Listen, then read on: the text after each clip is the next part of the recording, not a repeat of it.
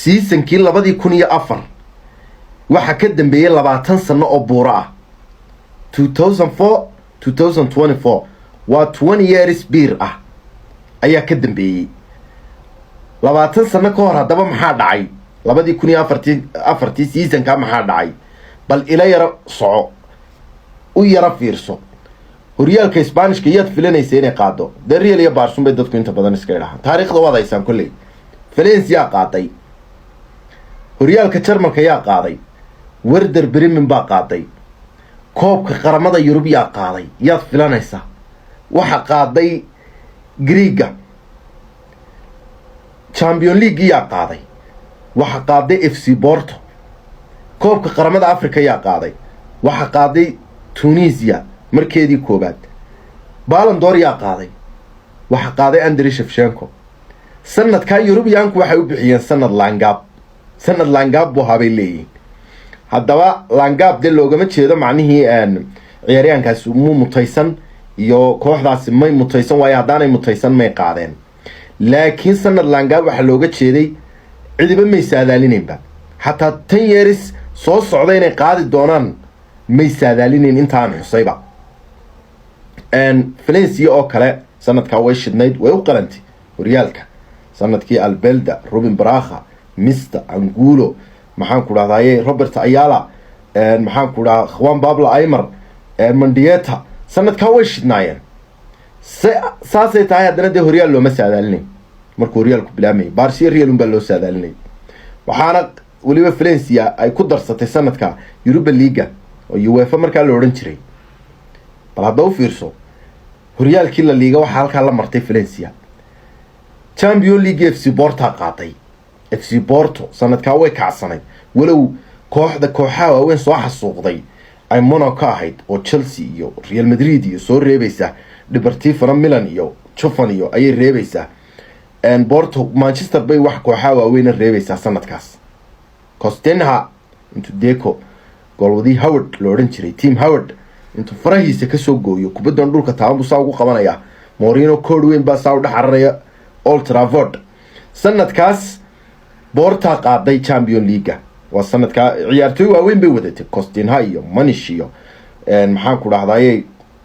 Deco iyo Ricardo Carafala iyo Paulo Ferrara iyo ragaasay wadatay ma hawl yareen McCarthy kii madoobaaya Norwegianka ee Arsenal ka adka markuu Valencia joogay championka ka reebi jiray waxa qaaday Champions League sanadka Porto koobkii qaramada Yurub Greek baa qaaday yaa filanayay yaa u saadaalinayay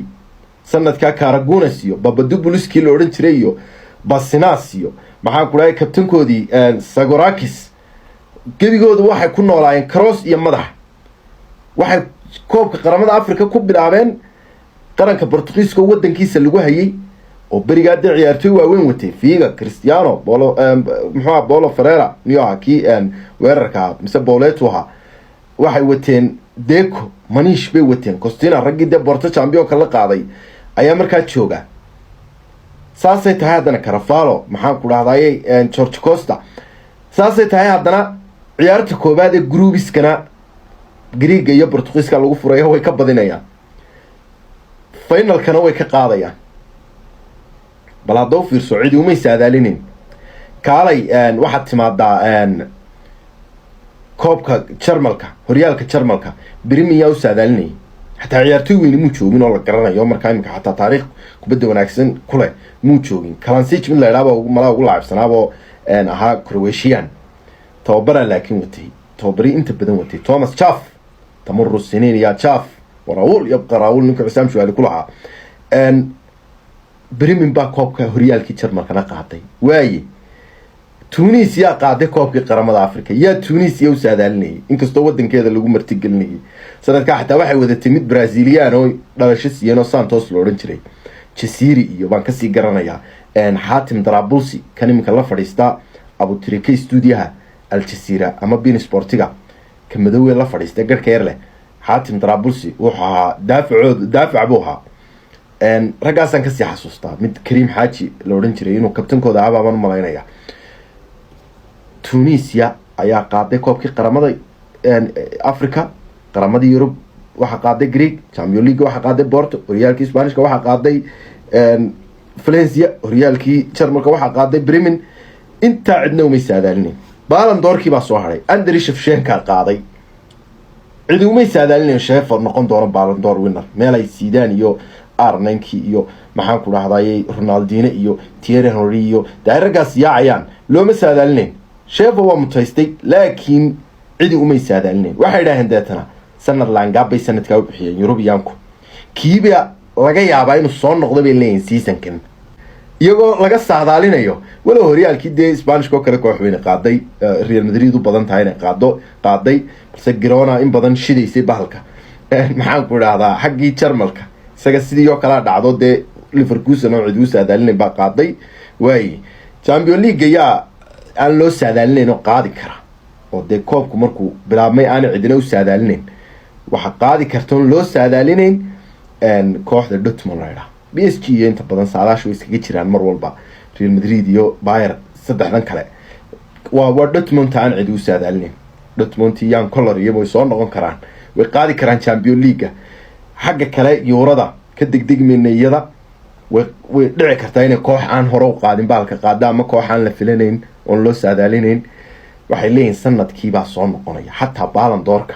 ciyaartoy waxay leeyihiin aan la filanayn baa qaadaya tolo Jude Bellingham baa hortaan ka waan filanay waa kuma talo si kastaba ha ahaatee waxay leeyihiin 20 sano kadib sanadkii 2004 ayuu eegay sanadkan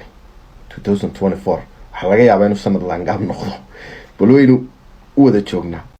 waa xilliyadeeni waa saacadii ragga waaweyn waa xilliyadii karamiranka maxaan kuugu tilmaamaa ma kabtankii Milano ma qaa'idkii PSG ma hogaamiyaha Chelsea mise az-zaciim wal leader qaranka Brazil mid kamida dinosauriskii ka dabar go'ay adduunka ama caalamka kubadda cagta kay nagala sii jooga mid kamida ciyaartoydii ay damqi jirtay guuldarrada kooxdoodu ama ay dhibi jirtay guuldarradu waa kuma waa art of defend waa ragga daafaca tusaalaha loo soo qaato Thiago Emiliano da Silva loo soo gaabiyo Thiago Silva. caawa haddii aad daawanaysa ciyaartii Man City iyo markay dhamaatay Chelsea markii Chelsea laga badiyay oo himbu isaan kari waayay aad buu ooyay halkaasoo ciyaartoydii kale ee Chelsea qaarkoodna ay la qoslayeen ciyaartoyda Man City. waa farqiga u dhaxeeya Olis goal iyo jiilka TikTok-ga imika TikTok-ga Madwiki Grealish buu la qoslayay halku Thiago Silva guuldarrada kooxdiisa ka ooyayay. waa ciyaartoydii ay ku adkayd inay qaataan in laga guuleystay ama guuldarraysteen. Thiago Silva nin hawl yar haddaad u haysato AC Milan oo koox Talyaaniga lagu yaqaan daafaca oo Maldini, Nesta, Costa Curta, Frank Baresi raggaasi soo mareen ninka ilowsiiyay daaficii Talyaaniga ahaa markuu yimid ayuu ahaa Thiago Silva. way jiraan daafac Brazilian oo soo maray Serginho kamid ahaa ama Roca Junior kamid ahaa balse intaba Thiago Silva number 1 ayuu ka noqday daafaca jaaniba oo soo mara kooxda Milano iyo waliba daaficii Talyaaniga oo ku nastay laguna ilaaway intii uu joogay ama uu yimid iyadoo markaa Milan Costa Curta ka fadhiistay Maldini gaboobo sanadkii ugu dambeysay tahay Nesta sanadadiisii ugu dambeysay tahay uu gaboobay ayaa Thiago Silva ay Milan ka keenaysaa Fluminense. lama filanayn inuu noqonayo daafac saas oo kala balse Andriani Galliani markuu keenay Thiago Silva wuxuu waxaan keenayaa daafac Grintale kubadda ruux qitaali ku ciyaaraya ka oo waliba daafacyada guuldarradu dhibta kamid ah. waa kumuha waa Thiago Silva annaga oo 100 ciyaaryahan oo daafaca keenay si Nastiya Maldini markay gaboobaan ay u bedelaan. Simic mid la yiraahdo kamid ah Croatiana waxa kamid ah Colchiniga Argentinianka waxa kamid ah Sandros baan xataa bari keenay ki Arsenal oo uu mid la yiraahdo Mareykanka oo xoog weynaayo bila farsamaha laakiin iska xoog weynaa rag noocaas aanu keenay. saasay tahay haddana positionka Nasta nin kaliya oo buuxiye center back-gaas muu jirin ilaa aanu ka keenay Thiago Silva ninka nasiyay buu ahaa daaficii Talyaaniga. Thiago Silva arday ka soo baxay madrasadii Talyaaniga ayaa la oran karaa oo Maldini iyo Nesta ka soo garab ciyaaray meel kasta oo uu tagana ka noqda leader ama hogaamiye ka noqda. waxa kuugu filan inuu AC Milan kabtan u soo noqday Hall of Fame ayuu ku jiray AC Milan kabtanadii ugu wanaagsanaa soo mara PSG kabtan ka noqday Chelsea kabtan ka noqday qaranka Brazil kabtan ka noqday intaas kuugu filan Thiago Silva taariifkiisa badankoodana uu koobab kula guuleystay Milan Horyal buu qaaday Superka koobka Italia buu qaaday PSG malaa 7 Horyal buu qaaday runner up Champions League soo gaaray koobka Faransiiska ha sheegin Chelsea Champions League buu qaaday Europa League oo UEFA Cup loo oran jiray buu qaaday Club World Cup buu qaaday oo waliba Golden Ball ka qaaday isagoo xidigii ugu wanaagsanaa Club World Cup ka waxa sanadkii ugu dambeysay xataa Chelsea xidigii ugu wanaagsanaa baa la siiyay Player of the Year Chelsea last year isaga haysta Thiago Silva isagoo 40 jira Thiago Silva waxaan xasuustay ninkii la oran jiray Raaga Ugaas ee abwaanka ahaa ayaa dhalinyar nimankii foolaadka ahaa ee ka ag dagaalami jiray geesiyaasha ahaa ayaa la laayay dagaal baa lagu laayay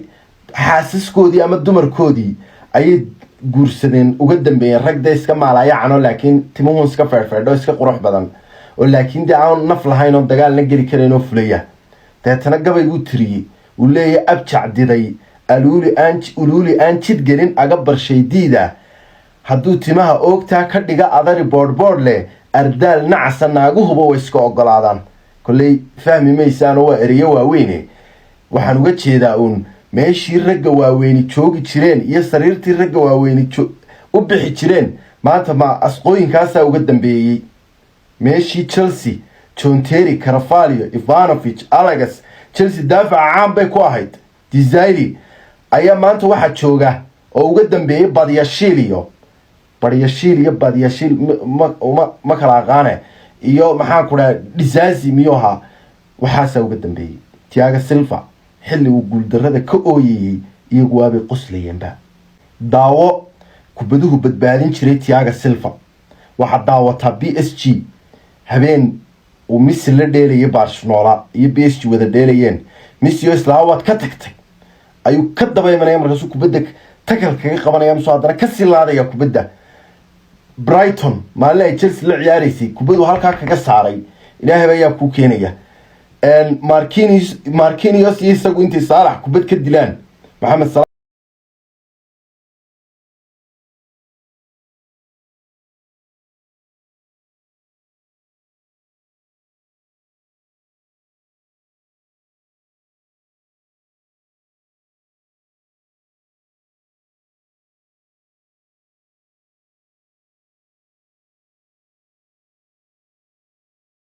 kooxdii Man City Zahimir baa ku dhacay way ilaa baa ku dhacay gabiga xanuunka Zahimirka la yiraahdo ee qofka xasuusta tuuraba kooxdii Man City way ilowdayba sidii loo badin jiray odaygii Guardiola 3 furo ayaa loo dhiibay horta tababaro walba Realku intaanu bilaabnay waxa to furahaas waa albaabka guusha furahaas waxa weeyaan albaabka bareejaha furahaasna waa ka guuldarrada kii guusha u soo ilaaway ciyaartii ma la galay ariya waa soo ilaaway furihii guusha dabeetana wuxuu sitaa oo furihii guuldarrada had iyo habeen guuldarradaas uu garaacay albaabkeedii 13 game hal mar buu badiyay 9 jeer baa laga badiyay wariya inta kale soo hadheena waa breach oo 3 baan u maleynaya 9 jeer ay oo guuldarro ah haddii furaha guuldarrada uu iska waayo laftiisana mid bareeja un baa u soo baxa ka bareejun baa u soo baxaya maanta ugu dambeysayna Everton ayuu la bareejiyay ciyaar siduu sheegay Gundogan uu yiri dhowr ciyaarood ka hor buu ka hadlayay musulaha kubadii waanu helaynaa waanu haysanaa waanu laadaynaa haddana ma dhalinayno waxba naga siiya waa xaqiiq weeye ninkii odayga ay haalan caana baqay baa imika u cabaabaan isri caanihii waxay sii jiro oran jiray awoodiyo way kordhiyaan imika waxa isri islaantii yareedu macmiilka la ahayo caanaha ka qaadan jiray ayaa imika u soo miista baan isri 2 galaan ama 2 dhagleeyo caana dhanaanaya technique haalan hatta rekoorihii uu iskaga duduubay Bigford isagu quraarada ay biyaha ku cabusito taasuu ku soo qorqortaa horyaalka ingiriiska cid koox kasta laba saddexda nin u laada ayuu magaciisa kusoo qoraa deetana halku dhigo angaladu dhigo ayaa ugu qoran ee ugu badan yahay uu daawadaa saa darteed waa kusoo talagalayba Pickford inuu ka qabanayo Haaland waanu ka qabtay Haaland rekoordihiina waa dayacay afartii ciyaarood ee ugu dambeysay Juventus ka soo bilow Man United maxaa ku Aston Villa iyo Everton ba dhowr 42 malaha jeer buu taabtay kubadda gabigeedaba waa la shoot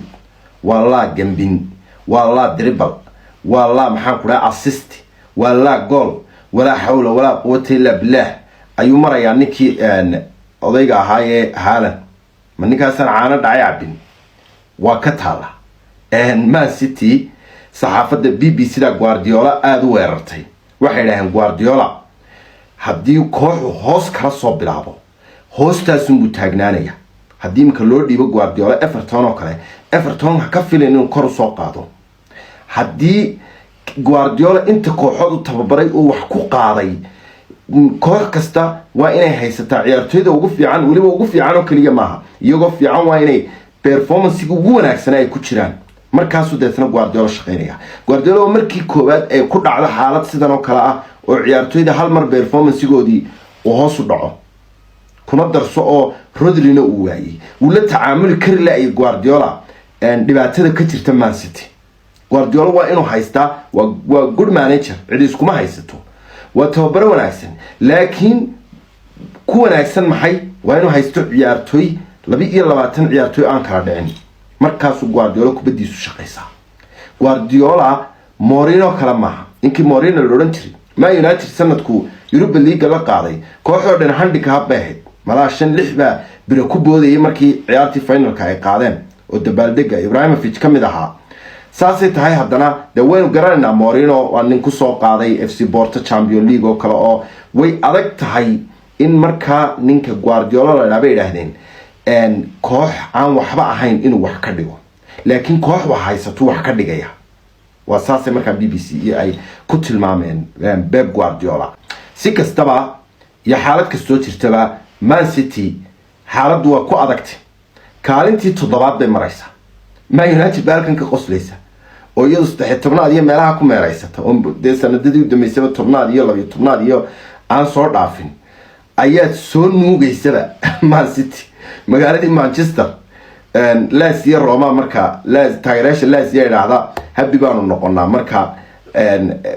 Roma laga badiyo hadii anaga laga badiyo sagaal hadina lagu dhufto laakiin Roma goolibar laga badiyo un maalinta habi baanu nahay macnihi guul darada kooxdeeda waxaan ku ilownaa guul darada Roma noociyo kale weeyaan Man United hadii City la karbaashayo iyagu waa habi de karbaashku muddo iyagu iskala haysteen sadarteed way soo nuugayaan kuraba way u qaadayaan faa'idka roone aadan kuraba kayd buu ku jira qalbigu kaliga kolkolin buu raba City buu doonaya isku kaalin buu raba ka madalaye kolba waan ku sugayaa ay Man United u qaadaysa moogtay Cityna waa soo socota iyaduna way u jawaabaysaa waxay leedahay kula mid baan oo ka madalaye waan ku lahayaa kullayba nafto idin waan ku siinayaa kuraba wariya way israbaan labadoodu taasa la isku qaadaya Man City waxaad moodaa in la soo nuugayo oo United iyadu bariyahan bay iska mugudbaahayd Amorimkii noo garoyo khaqleynayay yar akuun la ilaaba helay iyagoo gool kala raadsanaya ayaa kii labaadna laga dhaliyay ninkii Bruno la oran jiray waa jabiyay kooxdii Bruno inuu laacibiyay cid iskuma haysato laakiin Bruno leader laguma tilmaami karo captain way ka soo wada horjeedaan maxalliliinta Sky Sports Super Sports Bein Sports way ka soo wada jeedaan inuu Bruno u xidho captain kooxda captain u ahaado wuxuu noqday ciyaartoygii goorma 2009 kiiba mala ugu dambeeyay Nemanja Vidic oo 3 red card qaatay isagoo daafac ahayn ayuu season-kan iyadoo waliba season-kii haafa ayuu 3 red card maraya Nemanja Vidic daafac buu waa loo garaabay waanu garanaa Nemanja Vidic tanuha ninkaasi isaga waa loogu garaabay red card-ka waliba season dhan ayuu 3 red card qaatay oo ugu badnaa Bruno mid wuxuu hadal ku qaatay iyo buuq uu ku qaatay iyo faawul yaro maalayacana uu ku qaataba 3 record buu iminka season kan maraya maanta isaa kooxda jabiyay runtii gelin horeba waa laga saaro waliba waa laga daayay markii saa loo saaro gool laga dhali waaba laga daayay ka isaga Man United iyo Amorim oo goray khakhlayn nala soo galay problemkeeda si gaar ah uga hadli doonaa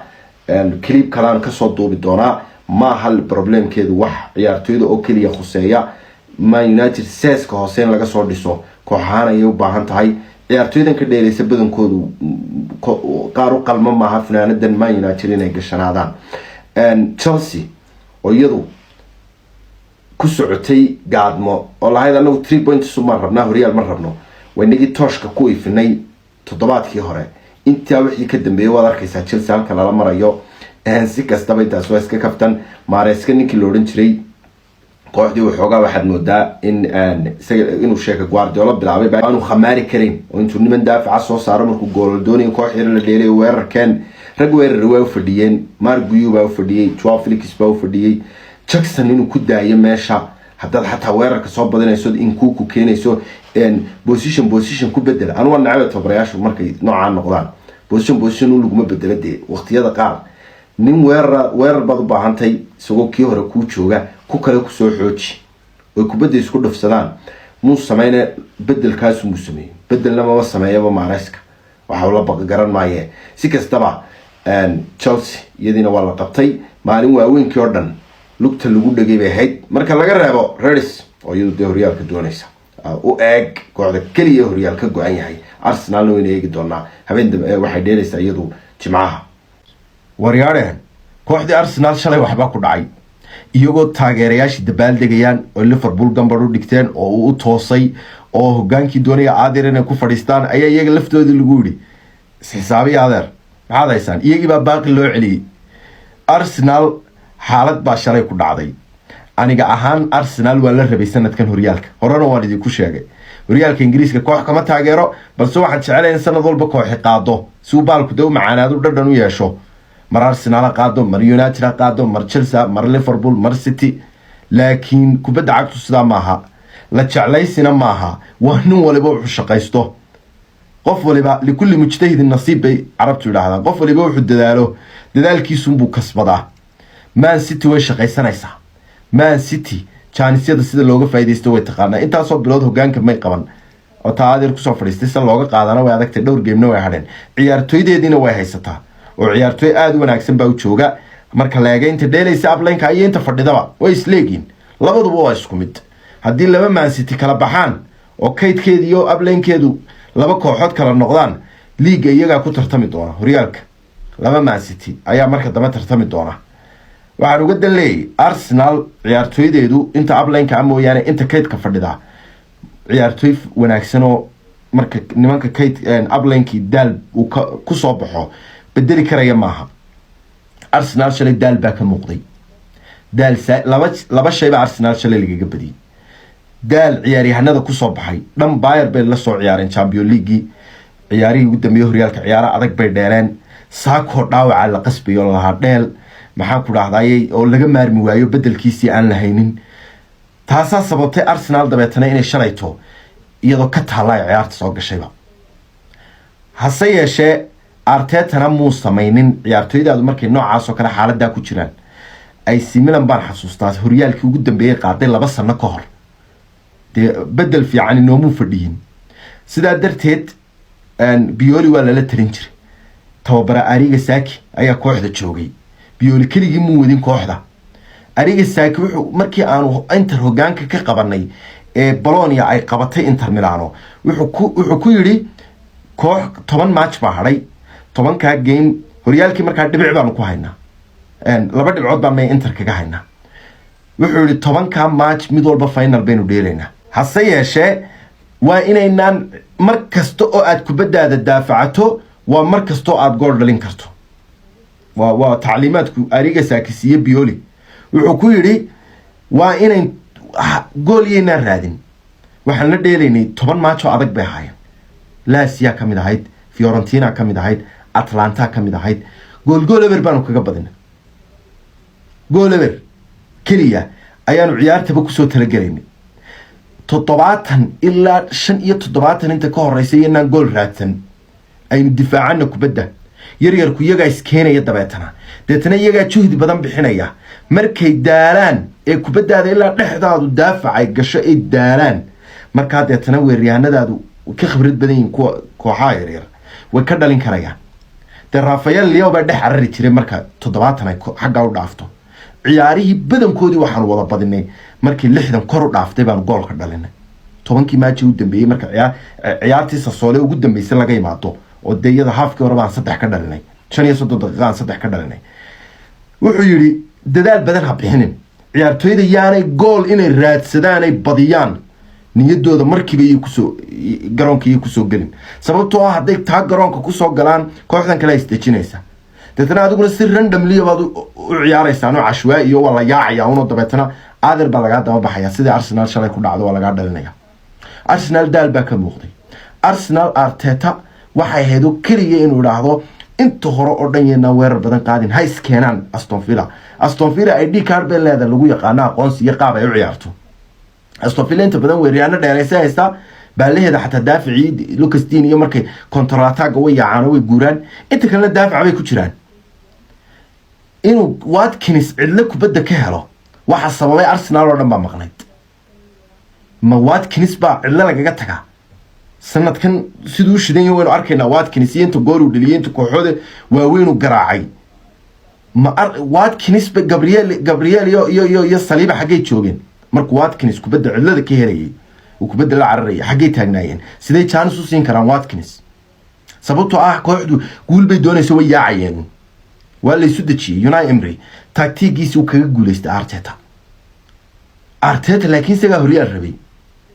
Arteta Guardiola yaron buu noqdo shorda Guardiola de kii ka weynaaba markaa jooga dad qaabka Guardiola koox walba kula ciyaarto tira kubaddan ka haysanaya tiktakan dheelaya kooxaha qaar baa la soo saara oo la yiraahdo iskena Madrid qaabka u ciyaarto meedaan arag iskena bay ku jiraada kooxaha adoo isla waata roob lagaga dhigay Madrid ayuu bay dhalisay 2 gool juhdiga iyaga la yiraahdo bixiya adigu ha bixin juhdi badan de ama sida Guardiola ciyaartooy high class inta meesha isugu keento kubadda gabigeedaba de ka maamulo oo ka hayso oo dabeetana kana dhali labada waxba kama dhaxeeyaan iyagu juhdiga bixiyaan sidaas aan ku qaadnay horyaalkii sanadkaas 10kii match u dambeeyay Milan way badisay hal game lama qaban Interna way badisay saasan isku ereynay laba dhibcood baa horyaalka kaga qaadnay Chance man nasin iyada Chance nasiisay waanu ka faa'iideysanay hal Chance man nasin de ama sida maanta Inter imika samaysay yaani cidba Chance inay 14 dhibcood ku hayso horyaalka noqo hadii kalena Chance-ka ku soo maraa hadayicin hadii kale waa laga faa'iideysanaya imika baalki Durba City buu eegaaday 75% imika City inay qaado eegaaday walow baashu kubadda cagta iyo aan isku haleyn lahayn laakiin sida loo badinayo baalki imika City buu eegaaday si kastaba ciyaaraha haray Arsenal haday badiso oo isku daydo inay badiso way soo dhawaan karaysaa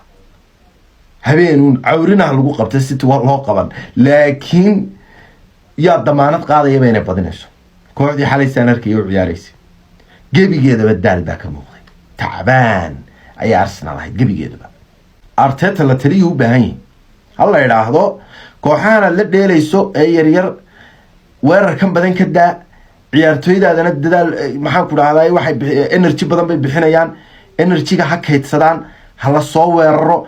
waa daafacan karaysa hadaad soo ururto kadibna markay iyagu waxoogaa energy badan bixiyaan islahaan Arsenal wad ka dhalin karaysaana kugu soo yaacaan markaa isku day inaad ka dhaliso laakiin hadduu tababaro yar oo kaalinta 5aad ama waxaan jeedaa kaalinta 10aad ku jira uu ka khibrad badiyo de maxaad horyaal ku doonaysaa Arteta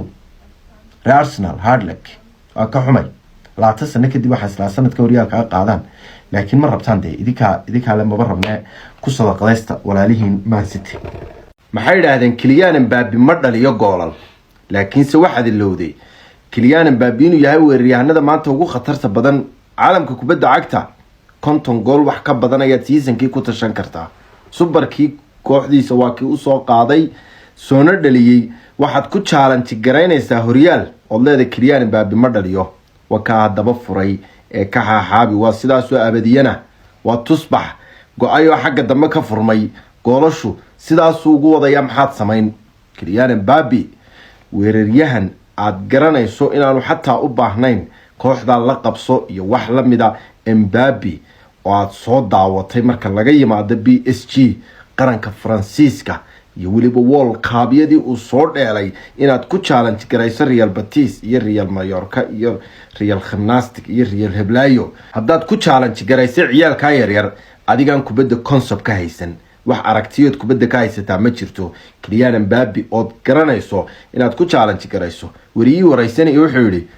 4 game ma dhalin markaasuu ku yiri 3 dheh way xisaabsantay xataa kii afraad oo aniga caawa dhaliyay buu markaa u jeeday sidoo kale Vinicius Junior dhagax buu 2 shimbirood ku wada dilay rikoorihii uu keenay faawalkii isaga lagu galay waxa dhacday inuu saaxiibkii siiyay oo Kylian Mbappe laatay sidoo sheegay Ancelotti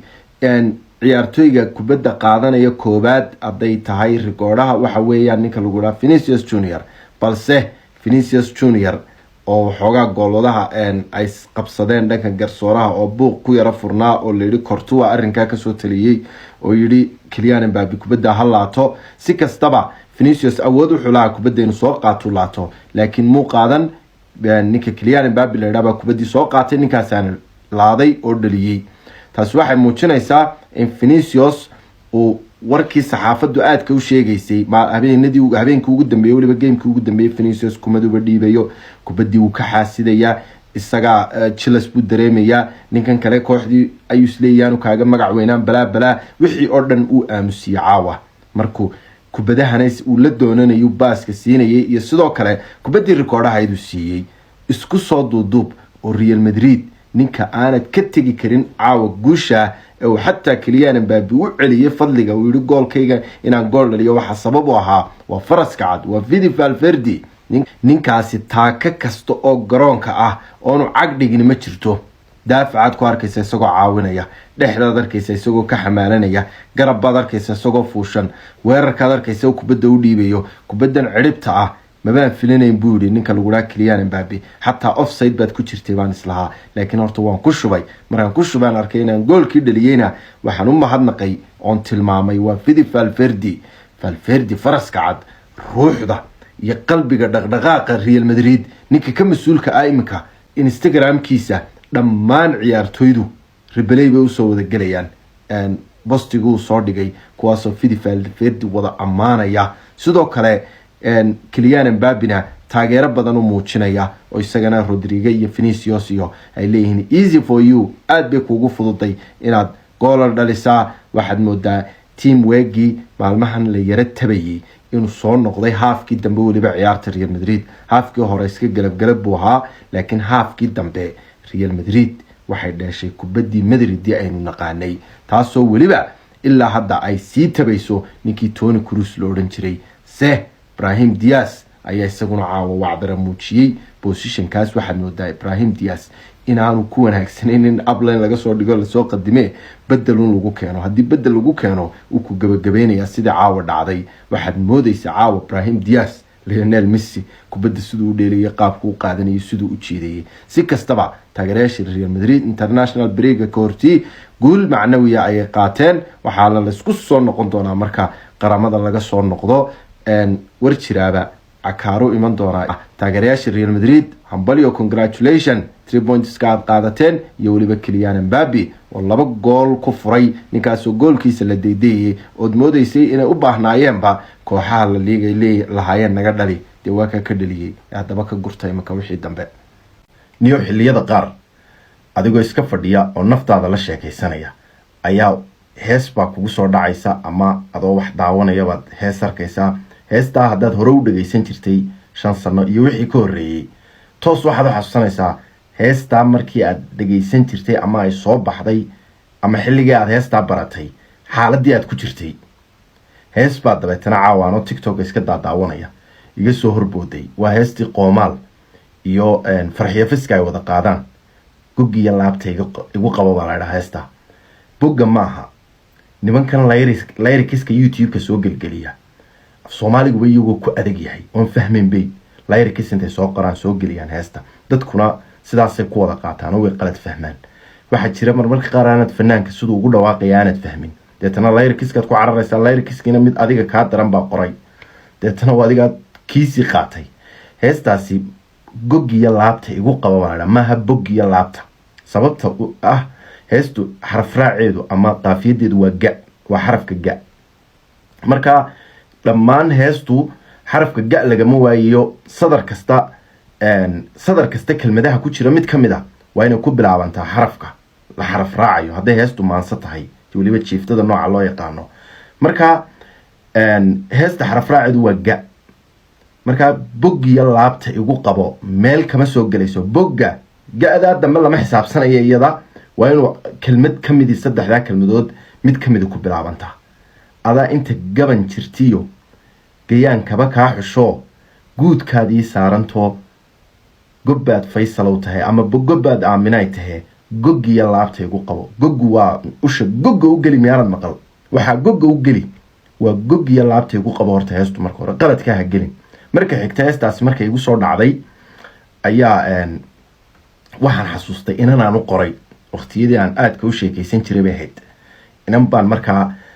message ahaan ugu qoray heesaha qaar messagekay ku fiican yihiin qaarkoodna dhagaysun bay ku fiican yihiin qaarkood waxaad qof weyn u diri karta maaha heesuhu sidoodaba maansa laga sameeya waa ama maanso ama waa gabay maansada noocyadeeda kala duwan jiifta hadday tahay masafa hadday tahay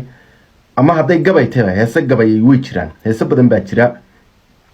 oo ay kamid yihiin heesaha cumar dhuule qaado ama uu tubec qaado ee gabayadii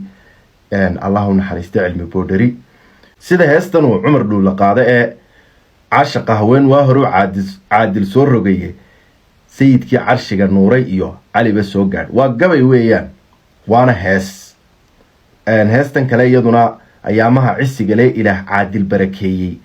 kuwa khayr ku caano waxyiga lagu calaameeyey iyaduna waa gabay waana hees cawaala qaada gabay iyo markaa maxay ku kala duwan yihiin maansooyinka kale maansadu markeeda koobaad way kala miisaan duwantay waa badadbay kala leedahay marka gabayga miisaankiisa isaga waxaa lagu saaraa mar walba horta miisaanka carabka lagu dhadhamiyaa lagu saaraa saasay tahay haddana waxaad ku garanaysaa gabaygu wuu ka sadar dheeriyey kuwa kale maansooyinka kale oo dhow ka sadar dheeriyey 2 jeer ugu yaraan ayay kusoo noqotaa xaraf raaca ama qaafiyadu sida beela kaynaanahoo kor u hayaamaya ama webi karkaarshaha maxay ama ceel karkaarshaha jabshiyo webi karaar dhaafay gabaygii raagowgaas waa inuu 2 jeer ama 3 jeer kusoo noqdaa 3 horta waaweyn kunbaa tirin karaa inuu xaraf raac kusoo noqdo marka heesaha gabayga way yaryihiin laakiin way jiraan ilaa hadda waana sameeyaa way jiraan sida heestan milgo ee uu qaado nimcaan hilaaco kale waa gabay iyaduna heesa badan way jiraan dadku laakiin de qof suugaanta aqoon u la mooye ma kala saaro mid baa jirta iyadoo mansafo la idhaahdo maansadu jiiftay leeday waxay leeday mansafay leeday way badantay badadkeedu wuu badan yihi mansafadu iyadu way 2 jeer dhacdaa gabayna maaha oo gabay baad moodaysaa waa la isku qaldaa qofkaan suugaanta aqoon inta badan uu isku qaldaa way kay gaabantay gabayga maansadan kalena waa ta ugu sadka roon leh ugu dubaalada dheer la weeyaanoo 2 jeer bay dhacdaa hees baad jirtaa heestan waa nuur calaa nuur markii aan muxuu odhanayaa markii aan naruurayna siyay ku guursaday dumar nabadgeliyaan idhi iyo nooli kulantee 2 jeer bay soo noqonayaa xaraf raac waana markii aan naruuroy nasiyay ku guursaday dumar nabadgeliyaan idhi iyo nooli kulantee 2 jeer bay mid walba uu soo noqonayaa xarafka n ama na'du waa markaa waxa weeyaan mansafo weeyaan taasi gabay maaha way jiraan heesa mansafiina labadaa waa la isku qaldaa inta badan qofka aqoonta suugaanta ulunbaa kala saara xaajaada afqalooba caan ku ahaa mansafada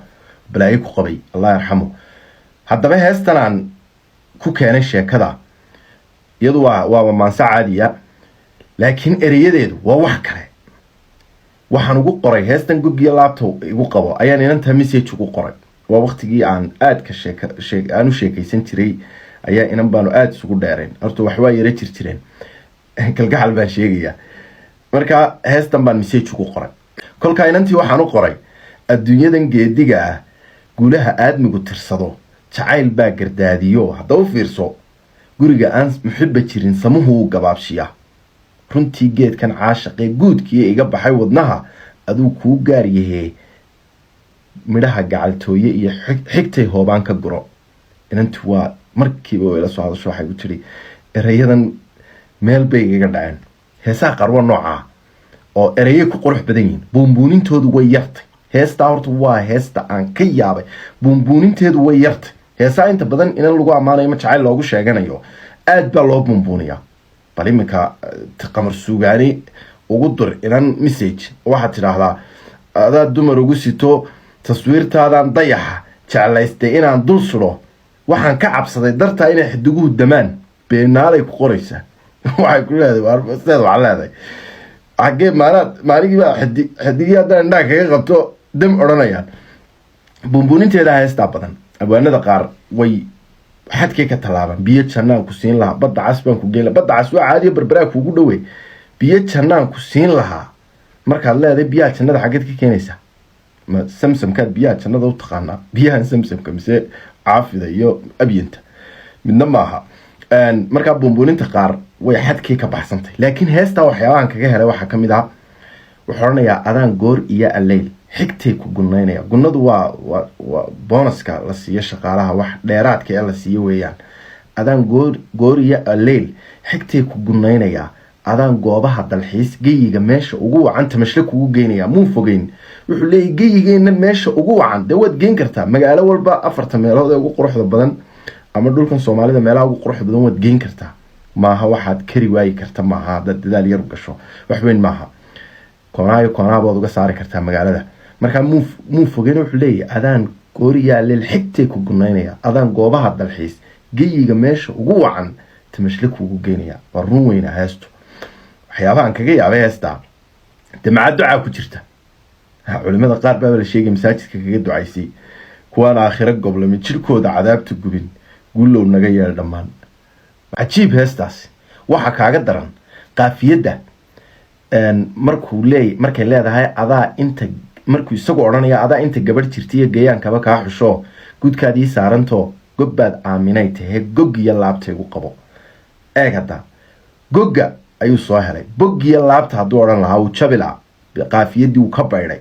heese badan baan arko imika qaafiyadda ay ka leexdaan oo laxankay ka raacaan imika dadkan imika waqtigan jooga, laakiin ereyada ma dhadhamiyaan oo aada uguma fiirsadaan. goggiyo laabta gog buu soo helay. xeel dheeraa nin abwaanka heestaa sameeyey. waxa kaaga daran markay isagu idhaahda adaa inta gabadh jirtiyo xarafka ga-da waa inuu raadiyaa cagsigeedii oo iyaduna ay ku jawaabayso maadaama heestu talantaali tahay. muxuu odhanayaa? maxay odhanaysaa farxiyo fiska? adaa inta gaban jirtiyo, gaban means wiil ama nin. adaa inta gaban jirtiyo hee gayaankaba kaa xusho gudkaadii saaranto gobbaad aaminay. iyaduna gobbaad faysalo way leedahay. waar kuma fiicni heesaho qaadistooda kuma wanaagsaniya, laakiin farxi fiska iyo qoomaal basaalud baan leeyahy. waxa abwaanka heestaa waan waayey abwaanka sameeyey ma garanayo. muuqaalka markaan daawadayna laguma soo qorayo. liintan laysu qoosho jeelka ama xabsiga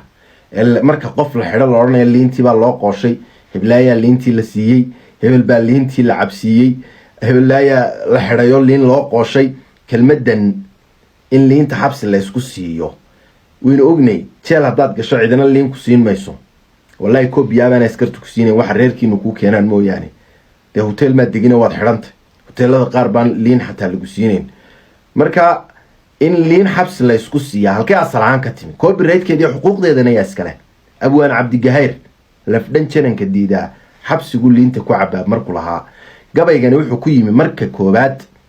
isaga oo u gabyaya gabadh ay isku xumaadeen oo caayayay kala tegeen ayuu markaa usoo araaranayo dumarka. wuxuu ammaanayaa markaa horta qabiilku ceeb maaha. ilaahay qur-aankiisa wuxuu ku yidhi innaa jacalnaakum shucuuban wa qabaa'ila litacaarafuu ina akramakum cinda allaahi atqaakum. waxaanu idiin abuurnay qabaa'il iyo shucuub kaydinku karaamaysa badan, karaamada badan ilaahay agtiisa waa kaydinku alla ka cabsiga badan leh. markaa qabiilka innagaa ceeb ka dhignay. qabiilku ceeb maaha, qabyaalada ceeba. qabaa'ilka in laysku garto oo laysku abtirsado oo laysnasabsado oo laysnasab raaco oo laysisi raaco ayaa horta qabiilka marka hore ilaahay noogu kala sameeyey. ma aha inaynu ku qabyaalatano marka gabaygan gabadhaasu ku caaya laakiin uu soo araaranayaayo marka hore wuxuu soo ammaanayaa reerka Sacad Muuse ee Isaaqa ka midka ah dumarkooda oo waliba Nuux Ismaaciilka reerka la yiraahdo waa saldanadooda ah ayuu ammaanayaa oo qurux markaa weligoodba lagu tilmaami jiray marka wuxuu leeyahay hadduu dirirka cawleed da uu dunida maasheeyo dixidiya dareemada hadduu daadku mulacyeeyo dabku kama baktiyo Yuusufow dumarka reer Nuuxe duntooda wanaagsan hablaha lagama doorteene damanaanta naagaha baraankaaga digaya ka naagaha barigan iska ilaali buu leeyahay markaa oo gabadhan buu jeedaa ay kala tageen damanaanta naagaha baraankaaga digaya doc kale ku weynaatay taandeertan guursade nin dameer xun iibsaday marbuu dib u xaraasha dameer baabu ku tilmaamayaaba leeyahay waan fasaxay marka gabayga markuu tiriyo waa gabay dheer intaasaynu kusoo koobaynaa ayaa waxa dhacaysa wiil yar oo dhalinyaro xilligaas oo ina baar loo odhan jiro abwaan ahaa ayaa u gabayaya Cabdigahayr markaa deetana Cabdigahayr wuxuu ka xanaaqayaa wiilkan yar ee ka da'da yar ee ciyaalka ah ee isku soo maqiiqay ayuu markaa gabaygan u tirinayaa ay ku jirto kelmadda lafdhan jananka diidaa xabsigu liinta ku cabaa markaa isagoo ina baar u jawaabayo ka da'yar oo leeyahay waad caruur baatay ayuu leeyahay laftii soonadkan wiil hadduu rag isku loohlooho hadduu caano geel waa lurmiya laaqid ku casheeyo laqantooyo wuu eedi jiray loo farbaaluqay markaa wuxuu leeyahay caruur baatay ciyaalkuna markay kilinkiladooda uursadaan ay nin isku arkaan cid walba oo isku taaraan moogta marka dambe dee tii waaweyneed loo baadhbaadha kalxan laga jibiyaayo deetana markaas u miirsadaaye inta hore in cid walba iska celinayuu haystaa markaa wuxuu leeyahay caruur baatay oo waa gartaada inaad isku kaysoo qaadqaada laakiin waxba aniga iga dhami maysid deetana wuxuu leeyahay gabayga uu sii wadaayo layliguba geediga horuu laban lagdoodaaye kolse haddii hayaan loo lalaba leexay dabadeede lafdhan jananka diidaa xabsigu liinta ku cabaa rabbow dantaa loo diidhaa loox yaraa tahay ayuu markaa leeyahay markaa wuxuu uga jeedaa layliga waa qaalmaha yaryar ee layligaa buu leeyahay way hor yaacaan marka hore geela marka la guuraya geedi la yahay iyaga way horboodaan inta hore oo dhan markuu deetana socodku dheeraado kolse haddii hayaan loo lalabo leexay dabadeed markaasuu liidka raacayo deetana baarkin ku galaa daalayaa dee inta hore laakiin isa soo maqiiqaya isagu markaa layligaasu ku misaalaya lafdhan jananka diidaa xabsigu liinta ku cabaa kelmadani halkaasay ka timi copyrightka xuquuqdana ninkaasaa iskale Cabdigahayr waa nin garxajisa oo ciidagala ah oo gaashaanbuura oo reer buraara kasii ah oo waliba reer saraar ah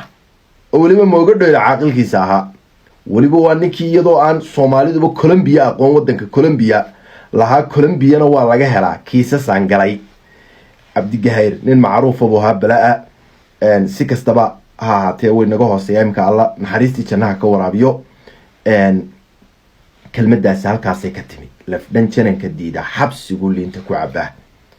markaa wuxuu lahaa ha iga ridin dee maxaa ii kaa keenay buu lahaa ninkan yare ina baar xagga Nuux Ismaaciilka iyo dumarkoodana weligoodba qurux baa lagu ammaani jiro qoladan ciidagale saasunba weligoodba u daba yaaci jiray reerka hablahooda waxbaa loogu daadiyey mid horena waa kii lahaa kii reer Rooblena waa kii lahaa intuu inan Nuux Ismaaciil oo qurux badan uu ka helay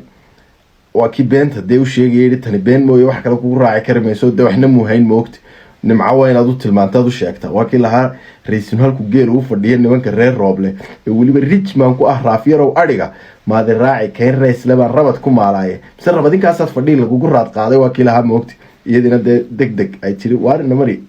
tishandad bacdeedii yare soo xidhatay mooy berigaa waxaa la qaadan jiray alxaasil aakhirkii marka dambe waxba xoolo mu haysana reerkaa xoolo uruurinayo oo marka dambe waa loo soo habaynaya oranaya dee inantaa geedkaa leeg baan quruxdaa leh ayaan kusoo kaxeeyey af Soomaali kusoo kaxaystay iga habeeya anyways ujeedada aan markaa clipkan ama muuqaalkan aan idinku soo gudbiyay waxaan xasuusin ereyga ninka iskale xuquuqdiisa waa in mar walba la xusaa Xaaji Cabdigahayr Allah yarxamu lafdhan jananka diida xabsigu liinta ku cabaa halkaasay ka timi markaa kelmadan jeelka liinta la isku siinayo ama jeelka liinta lagu cabayo دوري المساحات الضيقة دوري ما فيش تنفس دوري ممنوع الاستعانة بصديق دوري ممنوع العون من رفيق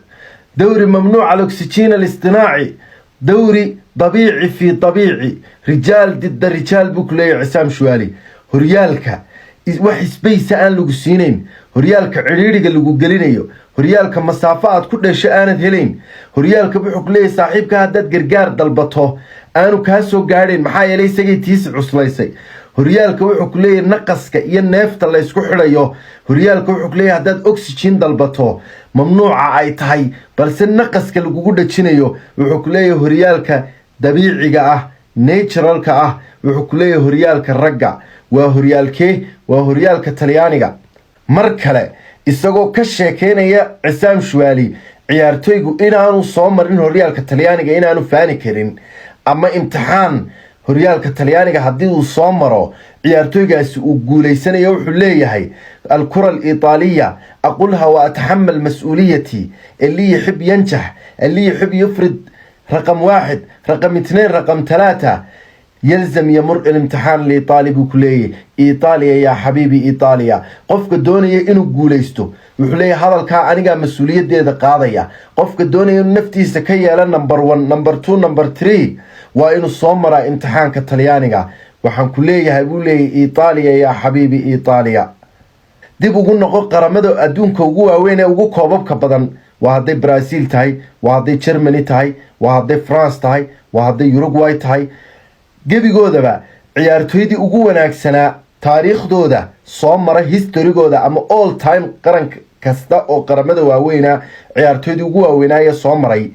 mid kasta wuxuu ka soo dheelay horyaalka Talyaaniga imtixaanka horyaalka Talyaanigu soo gudbay Brazil ka bilow Bale oo aan iman Europe ayaa ka maqan waa Ronaldo Fenomeno waa Rivaldo waa Ronaldinho waa Cafu waa Roberto Carlos waa Dunga waa Zico waa Socrates waa Kaká waa Adriano ciyaartoy kasta oo Braziliana oo taariikh kubadda cagta kule waa Rivaldo uu soo maray qaranka horyaalka Talyaaniga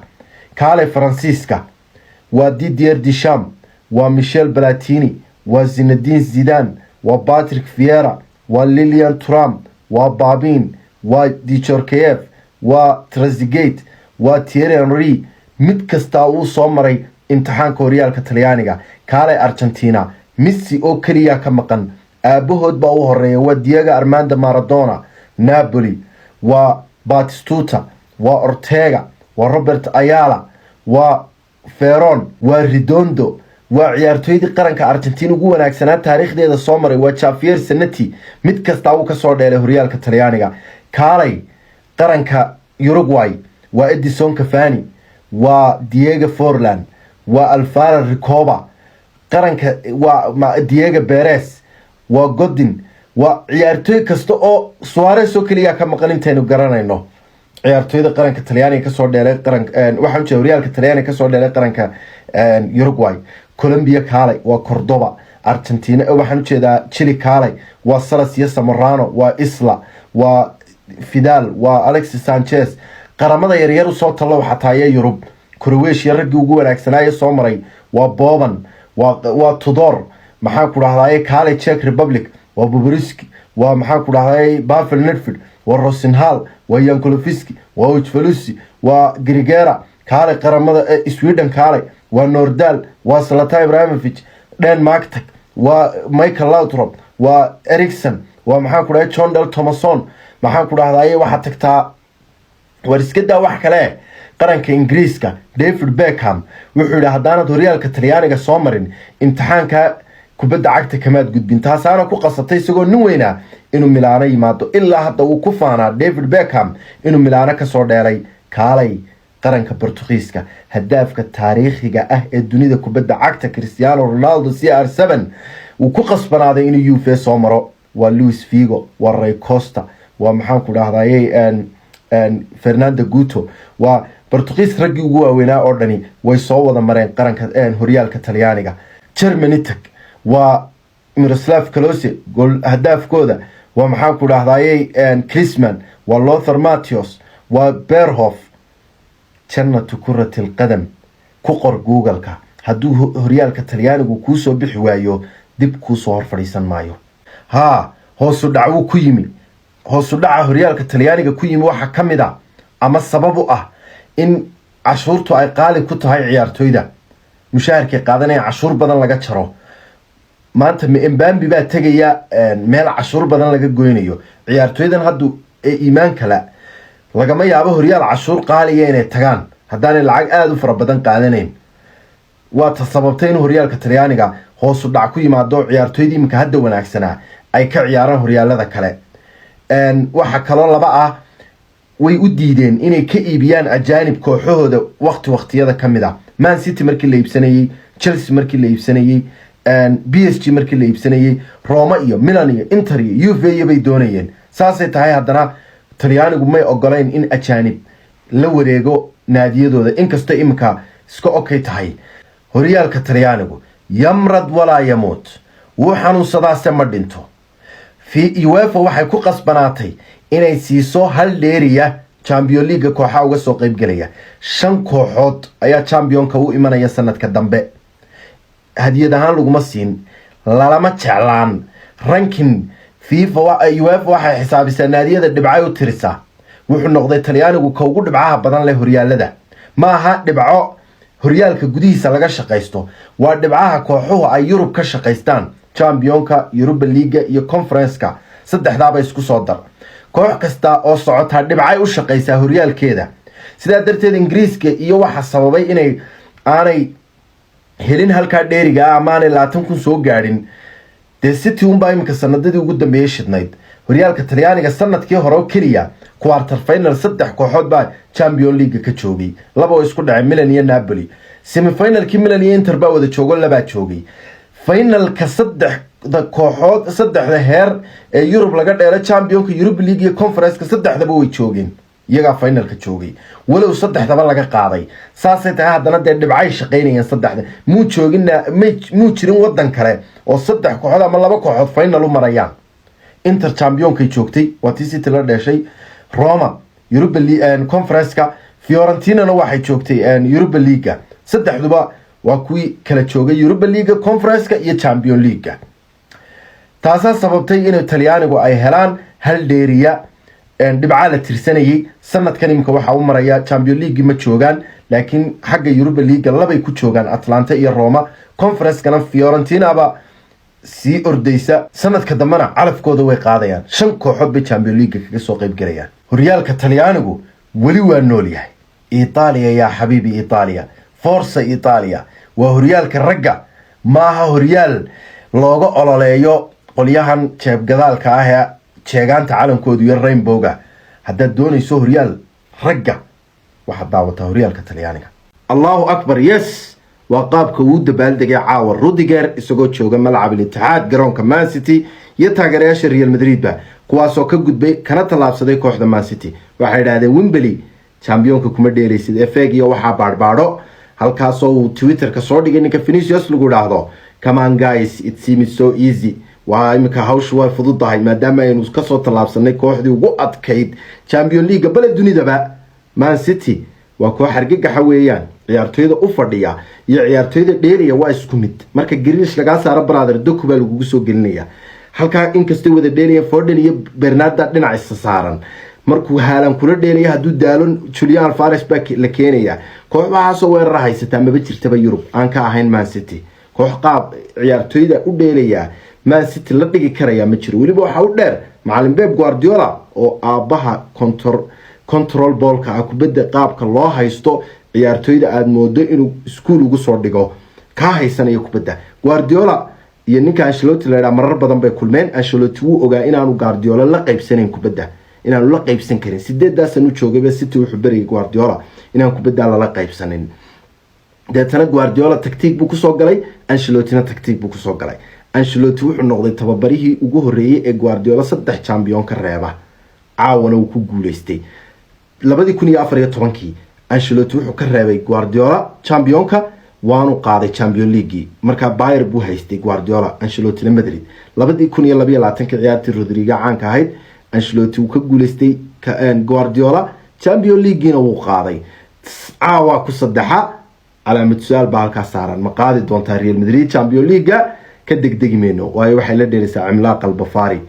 Bayern Munich bay la dheelaysaa ka hor dhicmeena ciyaartaas Ancelotti qaab buu ku soo galay wuu ogaa inaanu kubadda la qaybsan karin ninka lagu raahdo Guardiola wuxuu ku soo galay wada dhex laba nin baa weeraraha sida caadiga ah waa Rodrigo iyo Vinicius inta kale waa dhex bay xisaabsiin Bellingham waa attacking midfielder weeyaan ninka lagu raahdo Valverde waxa lagu soo qorayaa baal laakiin waa dhex waliba ka daran oo dhan walba uu taagan yahay ninkaasi daaficu caawinay Rudiger iyo Nacho dhexdu caawinay Camavinga iyo Cruz weerarku caawinay ninka lagu raahdo Vinicius iyo Rodrigo Valverde waa askariga qarsoon ee kooxda Real Madrid inankaasi ciyaartii horena waa digi ogaa dhagaxu ka soo dhaliyay Real Madrid waa Man City waa ninka ciyaartaba inay caawa Real Madrid gorgortanto ninka sababay buu ahaa sidoo kale caawana wuxuu qaatay man of the match-ka inanka waxa ugu dhistaniska badan la ciyaartooyda Real Madrid intay jareen the eagle baa loo yaqaanaa ninka gorgorka Valverde waa ciyaartooy farta ka xidhan weeyaan waa ciyaartooyga Real Madrid dheertayba kooxaha waxa dhexda sidoo kale taagnaa Camavinga iyo Cruz marka wuxuu ku soo talagalay caawa Ancelotti inaanu kubad la qaybsan balse uu counter attack la ciyaaro tii uu ku guuleystay semifinal bay kooxdiisii ka xaadirisay sidoo kale markii ciyaartu soo bilaabantay isla markiiba Vinicius waa kii goolka ka dhaliyay ee waxaan jeedaa Rodrigo waa ka goolka dhaliyay kaasoo sababay in ay u toosto waliba Ancelotti wixii uu doonayay qaabku u ciyaariyo ku soo galay taktiig uu ugu talagalay Guardiola isagu tactic habeenkii hore waliba ka si fiican buu ku soo galay 4-1 buu ku soo galay Rodri oo dhexda taagnaa iyo afarta ka horeeyo oo siman waa De Bruyne Bernardo Silva Foden iyo Grealish oo labada baalood ah iyo Haaland oo ka horeeya intaasuu ku soo galay Guardiola waxa uu soo noqday bahalkii De Bruyne 100% diyaar ahaa iyo Walker ninkaas waa miisaanka culus weeyaan Vinicius xarig buu wallahi ku xidhay bahalkii Mbappe weynu ogeyn geed buu isagana ku xidhay marka ninkaasi khatar weeyaan Walker halkaasuu Vinicius haya hase ahaatee ugu dambeyn waxa guuleystay Real Madrid baana talaabtay hase ahaatee Guardiola kubadiisi waa kantarooshay performance aad u qurux badan buu soo bandhigay waxa hadda statistics ka dib ugu noqoto ciyaarta 34 jeer bay ku laadeen kooxda Man City Real Madrid 12 target bay haayeen halka Real Madrid gabigeedu baa ilaaday 8 saddexna target haayeen 18 koorne heshay Man City halka ay heshay hal koorne oo kaliya kooxda lagu dhaar Real Madrid Guardiola performance-gu waa ku guuleystay laakiin natiijadii kuma guuleysan ta muhiimadiina waa taas inuu natiijada ku guuleystay Ancelotti waa tababara cabqari weeyaan tababaraha duruuf kasta oo lagu dheeri karayo tashaxdiisu ay la socoto halka Guardiola hadii daafac loo galo sida loo xaliyo aanu aqoonin Guardiola la xilliga Barcelona hadda dib u daawato ciyaar Chelsea bal soo daawato 10 nin ay kaga badinayaan habeenku goolka labaad Torres ka dhalay iyagoo gool raadsanaya Barcelona gabigooduba wada maqan ma yaqaana Ancelotti ninka lagu dhaar Guardiola hadii daafac lagu galo war halkan Man City caawa waxa kaliya ee ay hadii adeegsato ay ku badin lahayd waxay ahayd kubadaha sare waliba iyagoo Haaland u daaya garoonka oonu soo saarin wadila yaabaysan Haaland waxba muu tarin waa run waxba badan muu qaban labadii game 12 baa soo kaliya u dhiibay laakiin Haaland inuu kubad baadbaasa iyo waxaas shaqadiisaba ma haba Haaland kubadaha lugta iyo kubadaha sare labada kubadaha sare wax aad xariif ugu siiyahay Nacho wuu ilaaliyay oo kubada loo dhiibaba markiiba wuu ilaashanay oo ka soo horbooday Haaland balse kubadu ku khasaaray mataqaana Nacho inuu ka daafacday Haaland kubadihii sare haayeen waa kii madaxa taabirta ka jaray kubadaha halkaas u saaranay Haaland daafaca dhexdoodu ku kantaroolayay taasoo sababaysa in daafaca Real Madrid uu khalkhalo kubadaha hadii loo soo tuuro weeyaan balse ma aha qaab ciyaareedka Man City kubada dhaadheer oo la tuuro waa in la controlo waa in baalaha loo qaybiyo waa in taasoo kaliya la soo galo 1-2 lagu soo jiiro tiina way shaqeyn weyday takatul difaaci wuu isku xidhnaa daafaca Real Madrid way geli kari waayeen dadna Guardiola wuxuu yiri samee soo saar Real Madrid Akanji dhowr jeer oo isyara nasaqayo kubadeen lagu soo gaaray hadaad xasuustaan mooyaane oo ku soo carareen ciyaartooyda Real Madrid ay doonayeen soo saaraan faji bay ahayd way fahmeen ninka Rodrigo la dhaw fahmeen muu dhaqaaqin halkiisi muu ka imanin khatar way yara galiyeen laakiin may badnayn haddana wuxuu sameeyay Guardiola dokubu keenay document uu ku fiican yahay nin uu soo jiiray ama laba nin taas waxay sababaysaa wax la yiraahdo superiority numerical superiority ciyaartooyda kale inaad kooxda kale hal nin dheertay baa la moodaya halka nin dheertay waxa weeyaan waa ninka man to man ka soo dhaaftay marka daafac baa ku imanaya taasana soo furfuraysa daafaca tii uu ku guuleysto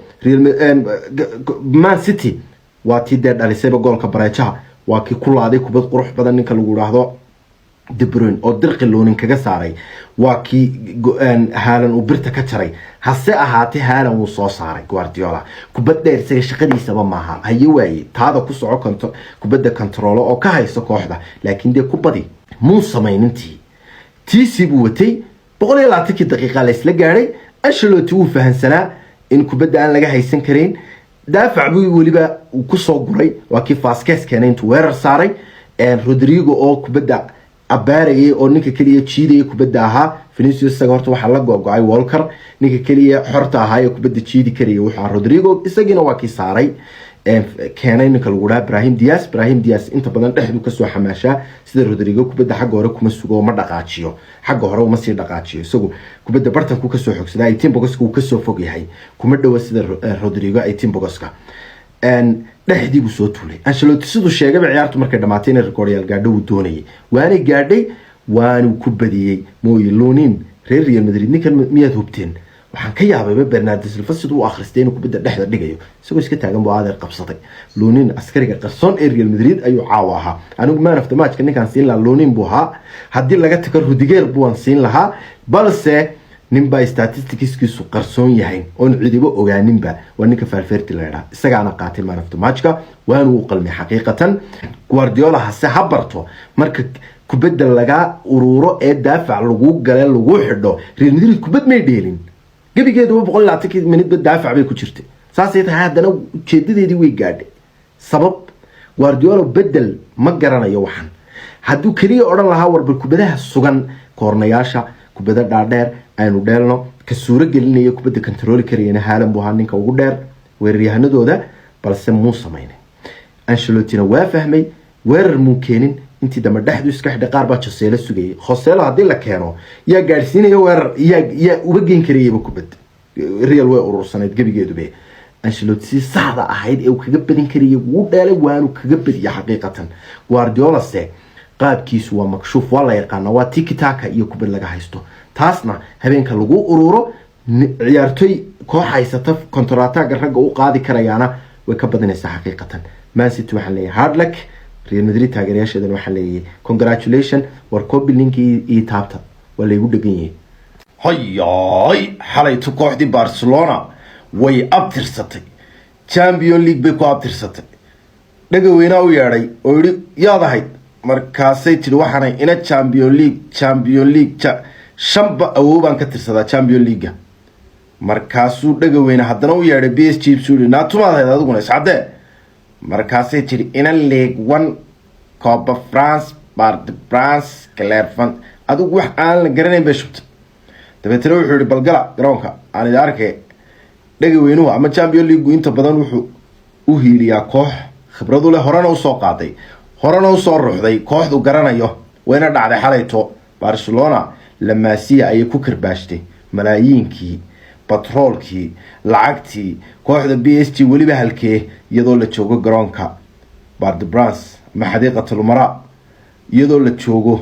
wadnaha Paris iyadoo la joogo Faransiiska bartankiisa iyadoo ay daawanayaan asaadiir waaweyn iyadoo ay daawanayaan Didier Deschamps Ronaldinho Makelele Lilian Thuram ciidamo may maqneen Luis Figo ayay ku karbaashtay Kubarsi iyo Lamine Yamal iyo Pedri lamaasiye ilaah kaga siisay iga qabtaay kaga siisay Paris Saint-Germain xalay toorta shaxdu waa ka yara khalkhalnayd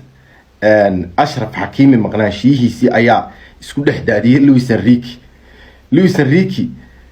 wuxuu ku soo galay baashi ninka lagu raahdo Ashraf Hakimi oo nagas match wax ku maqnaa Marquinhos kadib si Usman Dembele oo caawiyo garabkaas Usman Dembele geeyay xaga kale Mbappe baa taagnaa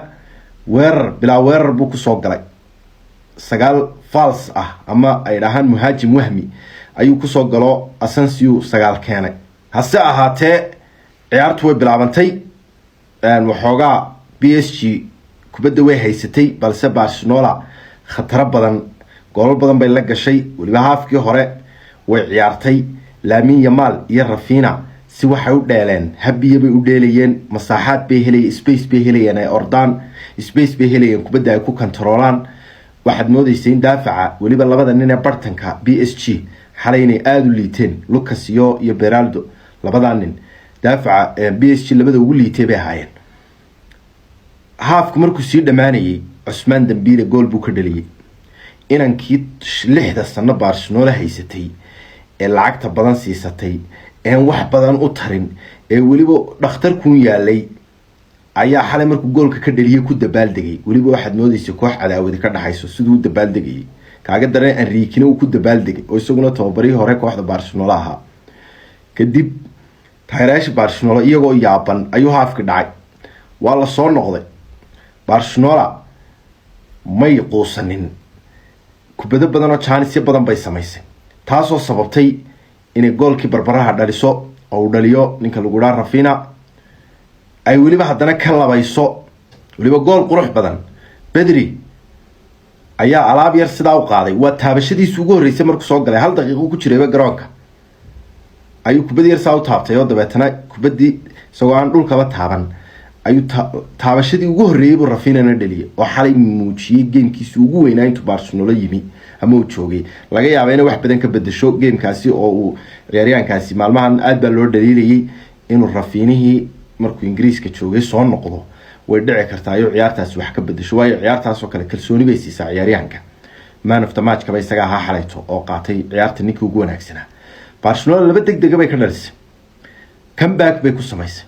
haddana PSG may quusan markiiba ninka lagu raahdo Enrique markiiba isfahmay wuxuu arkay inay ciyaartooydii baalaha soo xiran yihiin oo aanay dhexdii caloosha u gali karin kooxda Barcelona daafaceeda inaanay gudaha gali karin kadib wuxuu bedel ku keenay Barcola markiiba shaxdii bedelay uu 3 difaac ka dhigay Marquinhos iyo Lucas iyo daafici kaga yimi Beraldo xagga dambe Mendesna uu hore u soo dhigay iyo Barcola oo labada baalood ka sinaa markiiba dabeetana ay Dembele iyo ay heleen Ousmane Dembele iyo markiiba heleen chance ay gudaha gali karayaan chance fiican way sameeyeen kubad birta kaga dhacday kubad kale oo Araujo kaga seexday Kylian Mbappe markiiba dabeetana Xavi arkeen khatarti Enrique markii hore ismu fahminay laakiin Xavi uu fahmay in bedelki wax keenay Xavina markiiba dabeetana Christensen ku soo tuura uri Christensen waxoogaa daafaca wuxuu siinayaa moogtay awood buu siinayaa daafaca nin daafacaba markii hore kadib way xirantay mar dambe PSG eriyada Soomay gelin bale Christensen gool baabu ka dhaliyay goolkii saddexaad ayuu daqiiqadii 77aad ka dhaliyay iyadoo waliba ay ahayd maalintii dhalashadiisa Christensen hadiyadii dhalashadiisa wuxuu ka dhigay goolku ka dhaliyay PSG xalayto bale uu hibeeyay taageerayaasha Barcelona bale taageerayaasha Barcelona muslimka ana ciid mubaarak iyo xaqal ciid wuxuu ka dhigay xalayto goolkaas u soo hooyay guusha iyagoo waliba Francis ku jooga oo away ah Christensen marka laga imaado ciyaartooyda Barcelona way dheeraan xalayto waxa yar baa jira ilaa hadda kalsoonidu leeyahay iyo kalsoonida ka muuqata waa kubaarsi weeyaan da'du yahay iyo qaab ku dheelaya aan islahayn inuu xataa Mbappe inuu xataa kubad offside xataa inuu offside-ka kubadda dhaliyo ka diiday lama dhageystaba garsoorkii calawadaha toona shaqadiisu buu haystaa kaga seexanaya kubada aad qurux badan ayuu takal buu ku qabanaya waliba ay dhilanka dhexdiisa dhiiranaan caadi ahayn kubada akhrisasho wax kasta waxad moodaa daafac weligiiba soo dheeri jiray inaan ka ayra kubaarsi xalay laakiin ninka Mbappe halka qabtay inaan ilaawi waxa weeyaan ninka lagu raahdo Kunde Julius Kunde big game buu xalay isaguna soo bandhigay Xavi Hernandez maskax buu isaguna xalay ciyaaray labada nin ee baalaha Dembele iyo Mbappe inay dheereeyaan wala yaqaana waxa caawinayay labada garab ee Barcelona Lamine Yamal iyo Rafinha labaduba dib bay u soo noqonayeen sidoo kale markii waxoogaa ay ciyaareen haafkii dambe way daaleen labadiiba haddana uu soo qabtay laba kale difaaca caawiya ayuu haddana soo geliyay Ferran Torres iyo Joao Felix taasana sababtay Barcelona xalayto inuu odayga ninka Xavi lagu dhaho hore ula soo shaqeeyay Enrique afkaartiisana uu akhristay laga baray laga badiyay xilliyada kamida macallimada waxa kaga horeeyay Enrique balse xalayto Xavi Hernandez tig baan saaray qaabku u ciyaaray iyo bedeladiisuba sax bay ahaayeen reer Barcelona congratulation hana degdegina ciyaari waa gelin dambe garoonkiina iyadoo la joogaa la idinka badin karaa idinkoo joogaad badin kartaan waxaan waa Champions League maqaarka iyo kubadda cagtuna isku haleyn ma laha sidaa darteed laakiin guushi xalayto congratulation baan idin leeyahay waan idin hambalyeynaya asxaabta maanta gar baan idin dhiibaya idinka gartaa naqaya idinka go'aaminaya ka saxsan ama ka kula qurux badan waa hadii laakiin aad tahay bishardi taageero kubadda cagta daawada haddii kale ood raasalmeeniyaha musaaracada iyo musalsalka iyo aad daawato fan projecta iyo kuma khuseeye iskibiska si waxa weeye horyaalka Talyaaniga iyo ka Ingiriiska iyo ka Isbaanishka heerar ay ku kala duwan yihiin baa jira laba kooxood markay isku dhibcan noqdaan horyaalka Isbaanishka iyo ka Ingiriiska iyo ka Talyaaniga ta koobka qaadaysa heer baa jira midna koobka siinaysa midna oranaysa waa laga badiyay seerbiidana waa la mid kooxda daadagaysa heerka kuwa sare qabta ayuunba kuwa hoosana qabanaya waa dad laba kooxood oo kaalmaha ugu dambeeya ku jira isku dhibcan noqdaan tabiida ku daadagaysa heer baa lagu kala saaraya aynu ku horeyno horyaalka Ingiriiska wax goal defense la yiraahdo lagu kala saara hadii laba kooxood isku dhibcan noqdaan waxa la oranayaa labadiinan goolashii aad dhaliseen iyo intii la idinka dhaliyay kala gooya kiina goolal u soo hadheen badani dabeetana taas horyaalka qaadaysa way dhacday sanadkii 2013 mi ahayd Manchester City wati kaga qaadayso horyaalka Man United waxay kaga qaaday goal defense 89 dhibcood bay kala shaqaysteen maxaa lagu siiyay Man City horyaalka goal defense horyaalka sanadka dhan waad soo shaqaysanaysaa iyo dabeetana ciyaarta waxaan u jeedaa koox yar ama Bristol City ama ayaad 8 ka soo dhalinaysaa koox adiguna way kugu yara adkeynaysaa laakiin dhibciyo waad ka qaadanaysaa maalin ay yara toosan tahay ay laakiin goolal badan ka diiday ayaa goolashii taa lagu soo badsaday baa lagaaga qaadayaa horyaalkii dhamaa horyaalka Ingiriiska waa Serie B-dana waa la mid championship-ka u daadagaysa waxa lagu qiimeeyaa teeba goolal badan ta kale ayaa la daadajiyaa ta kale horyaalka baaqi ku noqotay joogta horyaalka Ingiriiska saasa lagu kala baxaa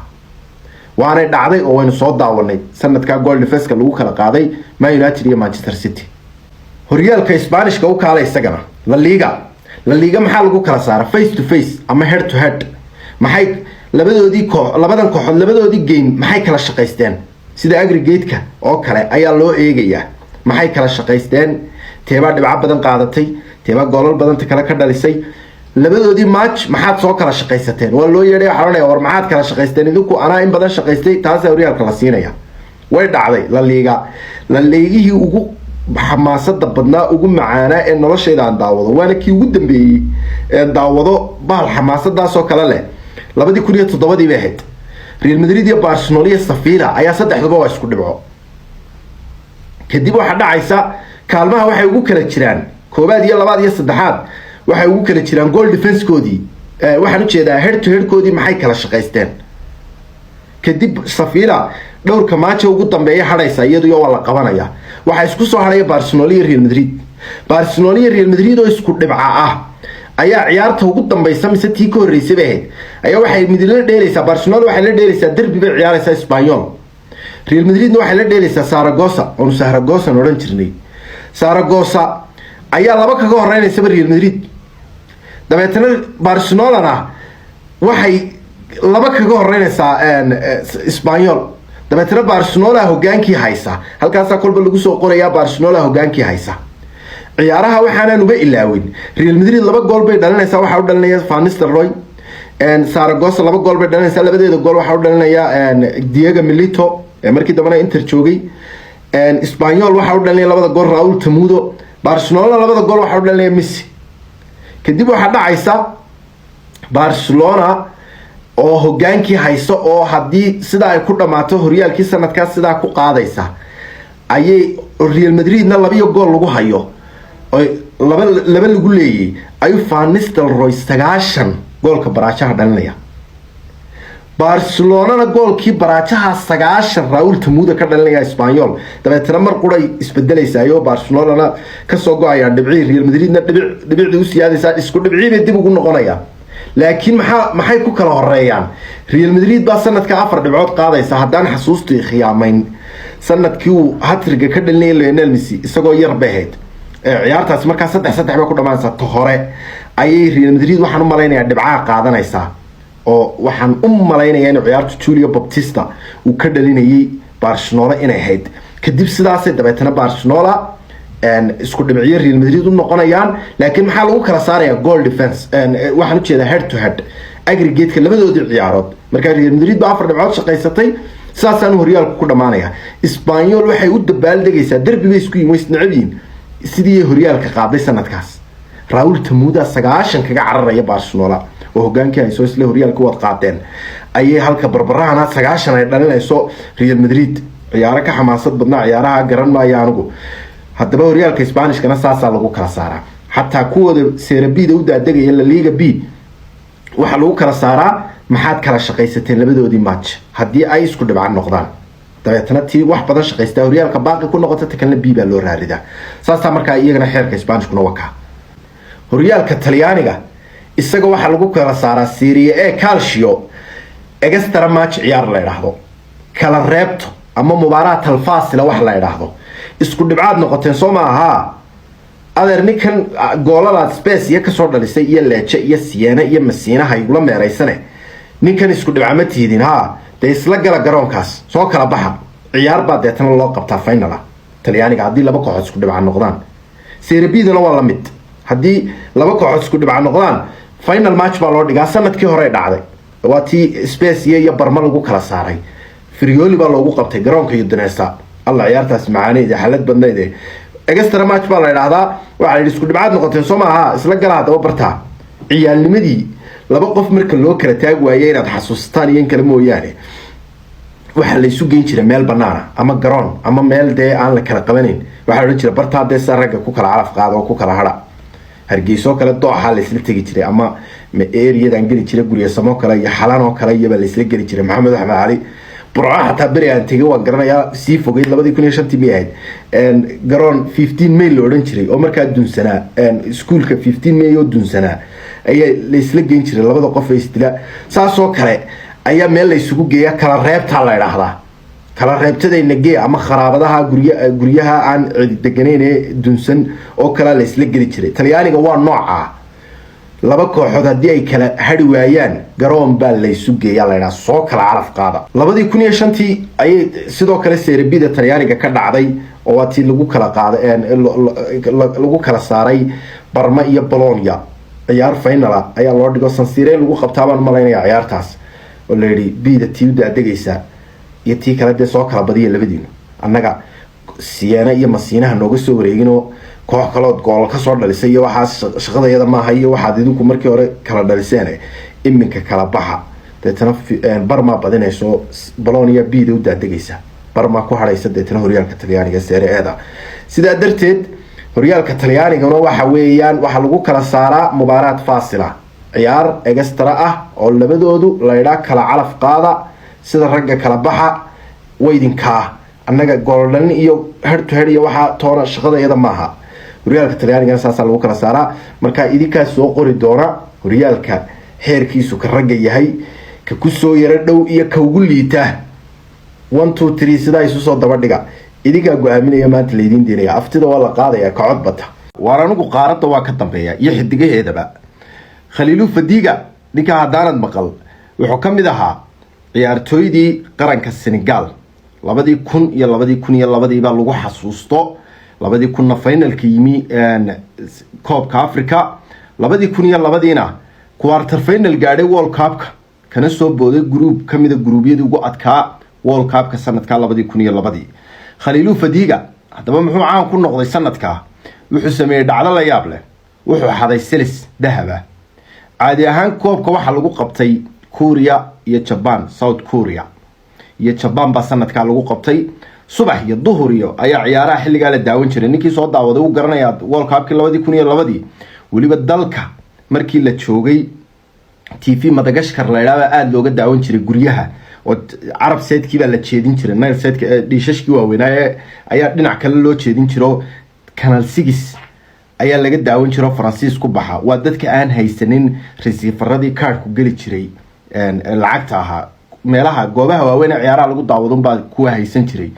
laakiin guryaha dadku iskaga daawan jireen way jeediyeen qolo waliba Canal 6 kaasi u jeedsadeen 2002 Senegal waxay ahayd qaran naara xaqiiqatan xidiga waaweyn baa joogay Haji Diouf baa joogay Baba Bobo Diouf baa joogay Salif Diao baa joogay Henry Camara joogay Khalilou Fadiga oo ninkan aan ka sheekeynaya baa joogay tababarahooda hadda Aliou Cisse ayaa joogay laacibiin baa haayeen aad u wanaagsan xilliga kadib markii qaranka Senegal uu tagay wadankaasi World Cup ka uga qayb galo isagoo kamid ah qaramadii Africa World Cup ka soo baxay ayaa waxa la dejiyay magaalo la yiraahdo Daigo oo kamid ah magaalooyinka ugu qurux badan South Korea kadib waxa dhacday nimankii waxay dhaayeen way ku caajiseen hotelkii aynu iska soo yaro warwareegna magaalada dhexdeeda waana magaalo qurux badan oo dalxiis loo tago kadib waa isagii asxaabtiisa waa Khalilou Fadiga iyo dhowr kamid ah ciyaartooyda qaranka Senegal mid baa ku yiri Siliska meel dahab la abay galeen Silis yaro markaa wadna ku sawiran yahay ay dhaaheen Siliska wadnuhu ku sawiran soo xad Khalilou Fadiga intuu shaqaalihiiska eegay buu Siliskii xaday markuu soo xaday bay dabeetana way israaceen oo way tagay hotelkoodii bay tageen kadib Khalilou Fadiga wuxuu yiri nin weyn baa taade CC camera ku soo qabato oo khatar baad galaysaa iminka iska celi bahalkan saldhigu tago wuxuu yiri Siliskaasan challenge kula galay asxaabteeda waan xadi kartaa iyo ma xadi kartid kadib waan xaday ciyaartooy waxaan ay qaranka Senegal ciyaartooyda World Cup ka qayb galaya Siliskii waan celinaya meheradiina ahlay raaco meheradii baa la tagay Lison nin la dhaaba iska waa wada Lison Korean ku ninkii buu dabeetana ay ku dhaaheen dhacdadaas dhacday ninka Siliska meherada uu ka sawiray dawaka Siliskii baan soo celinay dambigiisina waa qiranaya Siliskiina waa kaasoo waa ka celis apologize no bixinaya raali gelin kadib waxa dhacday ninkii wuxuu yiri maadaama uu ciyaartooy qaranka Senegal u dheela ama ciyaartooyda World Cup ka dheelay si aanay saameyn ugu yeelan dhacdadani waliba hadiyad baan isaga siinaya horta meherada caan bay noqotay saxaafadii oo dhan baa dhacdadii lagu qoray meheradii baa uu suuq u sameeyay ninkiina nin aqli badan buu ahaa wuxuu yiri waxaan siinayaa abaalmarin kadib wuxuu siiyay Silis dahab oo isaguna ay xaggan ku sawiray carabku yahay doofaar dad mulacayo cuna cayayaanka doofaarku waa hilib geelooda maalinta hilib geel buu cunay marka doofaarka way ka dambeeyaan dadkan aan muslimiinta ahayn doofaarka aad bay uga dambeeyaan kadib Siliskii buu siiyay wuxuu yiri nasiib wacan buu ku noqonayaa Siliskaasi waxaan rajaynayaa inaad World Cup ka meel fog gaadho kadib Khalilou Fadiga qarankiisi qaran wuxuu noqday best wuxuu ka soo baxay group ay ku jiraan Denmark France iyo Uruguay ayuu tuug kaga soo baxay yaa ku haray groupka ma taqaana sanadkaas waxa ku haray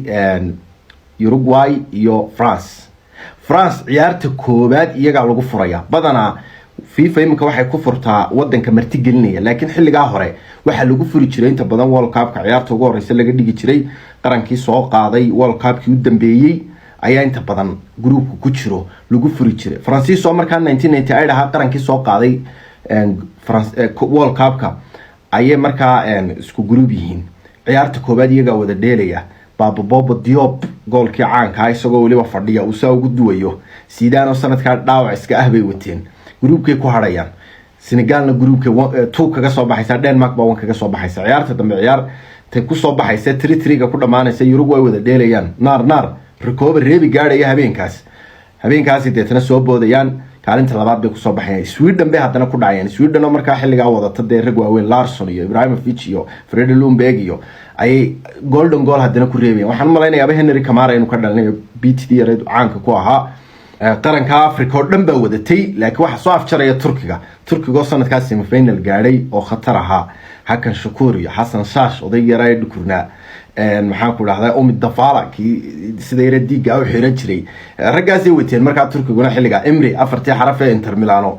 nihad gaafaj rag waaweyn bay wateen iyaga laftooda Turkigu jilka ugu wanaagsanaa Turkiga soo maray buu ahaa jilkaas World Cup semi-final gaadhay kii Tusaidkii baa ku soo xigay Eurada iyaguna semi-finalka gaadhay iyaga gaarigooda halkaas markaa ku goosanaya shidaalka bartaas ay ku banjarayaan ma dhaafayaan ku Turkiga soo reebaya deetana ciyaartooydii sanadka u dheelayay waa la wada kala kaxaystay kooxaha Yurub ayaa iibsaday badankoodii Haji Diouf Liverpool baa keenaysa sidoo kale Salif Diao oo Leeds markaa ay ka keenayso Leeds sanadka way shidnayd Salif Diao iyo Harry Kewell iyo Mark Viduka iyo Rio Ferdinand iyo Alan Smith rag waaweyn baa joogay ayay ka keenayaan Salif Diao iyo markaa Diop waxa ka haysanaysa Liverpool Haji Diop in badan soo imu ciyaarin Salif Diao baa xoogaa joogay laakiin Kate Buska ahaa Haji Diop dabeecad xuma لاعب بوها لكن طبيعات حما بولتون بو intii ugu badneyd joogay laakiin waxa ciyaaryahan aad u dabeecad xun buu ku oran jiray naga fuq ciyaaryahanadu waa candhuufan jiray Haji Diop ganaax buu inta badan ku dhamaysan jiray horyaalka Ali Cisse oo ahaa kabtanka qaranka markaas iyo imika tababaraha qaranka wata Senegal hadda wata isagana Birmingham baa ka haysanaysa Birmingham City naadiga The Blues ku caan ahaa Chelsea intii aan Abramovich iibsan horteed naadiga The Blues London looga yaqaan website-dada xataa Ingiriisku ay u aqoonsan yihiin magaca The Blues Birmingham City ayay ahayd naadiga Birmingham la yiraahdo xilliga Savage iyo Benanti Liverpool man doona barigi dambe iyo Hiski iyo maxaan ku dhahday ay joogaan odaygii soo garay isaguna York Manchester والله وذا كلا دفنايا واللاعبين بها يعني كوحة يوروبا لو كلا وذا وريجيا حلقة السنغال وورلد كاب كديب واحد سوبرنديجو دي درتد performance يجي سنة كان وورلد كاب كديب واحد عادي أن خليلو فديجا نك قصدي إن نكوس عطو توجي ويسلس كهذي اللاعب كها استيقظ محاكو داعي أكثر بوتشوجي نادي فرانسيسكا إنتر ميلان بدون سنة اللي وريتو لكن حكومة الشلمية عافماتك wadnaha dhaqdhaqaaqa wadniisa caafimaadku wax badan ka qaldanayeen kadib inta way ka noqonaysaa heshiiskiisa qaaradu meelowdo Europeanku macaatuugtooda way noo buunbuuniyaan kuweennana way iska kabeeyaan Khalilu Fadiga ninka wuxuu ahay sir soo dhuftay haddana halkiisii ku celiyay annaga xadnay tanna annaga sameeyna sanna waan naqaana maxay deesti sharma boy aralkan ku soo qora dhalinyar badan baa waxay soo qoraan inta badan abwaanay simino waa laga guuray kooxdan way baabaaday way dhimatay iskaga kaalay bala wariyaan aniga waxaad na kala saartaan dumarka na kala garta waxa weeye anigu dumarka iyo haweenka horta respect baan u hayaa ixtiraam baan u hayaa balse marka kubadda cagta la joogo dumarku inta badan midhar yaqaan kubadda mooyaane waa tii badisun bay raacaan sababtuna wax kala maaha emotion waa caadifada ka tan badan dabeetana kolba guuldarrada ma jecla mana xamilaan guuldarrada dumarku rag way waad kaystaan guuldarrada 20 sano Arsenal ba bila koob ku taageerayaan bila horyaal lagu wataayo lagu taageeraya balse dumarku ma xamilaan taas sida darteed ku sanad walba kooxda shidan ee badisa ayaad arkaysaa iyadoo fuushan oo taageeraysa muxuu yiri Ali Saciid Al-Kacbi isagoo ka hadlaya kubadda cagta فليرحل من يرحل وليأتي من يأتي وليقادر من يقادر العاشقون لا يغيرون من يعشقون إطلاقا never سقوك تاجرياش كهذليا عدة تاجرياش مبد بدلان بوليه عد كستا هاوجت مادو هاوجت تكتو أنا جوا يسمينا بوبن أن مالديني كاكا ريكوستا سيدوف كافو ديدا نستا محاكوراي بيرلو شفشانكو رجع صوت داودي إنزاجي ayay iigu yimaadeen anoo taageeraya wali ay similan Mbaye Niang iyo maxaa ku dhahdayay mid la oran jiray Sabata iyo Constantine iyo aan haddana taageerayaan daawanay 11 sano iyadoon horyaal qaadin ay similan 20 sano in ka badan man taageero waxaan daawanay iyadoo aan horyaal qaadin 11 sano 2011 laga soo bilaabay ilaa 2022 ayaa sanadkii ay horyaalka qaaday dhadhan gaar ah buu ii sameeyay oo aan xataa berigii nimankii waaweynaa joogeen aanu ii samayn jirin sababtoo ah shayga xirmaanka la yiraahdo marka aad in badan kooxdaadu waxba qaadin maalintii qaado wuu ka dhadhan duwanaanaya wax walba 2022 ay Milan markii qaadayso horyaalka Sassuolo ciyaartii ugu dambeysay ay wada dheelayaan Milan waxay u baahan tahay dhibic qura barbaro waxay markay siriyeenayaan Inter oo laba dhibcood ka dambaysa 35 daqiiqo gudahood Milan 3 gool ku dhalinaysa فهد عتيبي وعيارته هي وحورنا يا